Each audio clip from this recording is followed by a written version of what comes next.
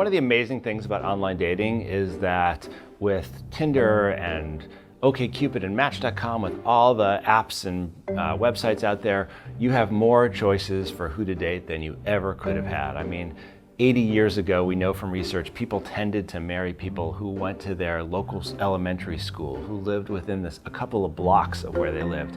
And now people spend their 20s and much of their 30s looking all over the place and all over the internet for a great person. So you would think that, wow, more options, more choices, that'll only be a boon to me. But in fact, what we know from research, and specifically from a theory by a guy named Barry Schwartz, a psychologist who wrote a book called The Paradox of Choice, is that actually having more choices can be a very difficult thing, right? It turns out that people who have far more options often don't experience happiness about that. First of all, they have a very hard time figuring out what's the best thing and which choice they should make.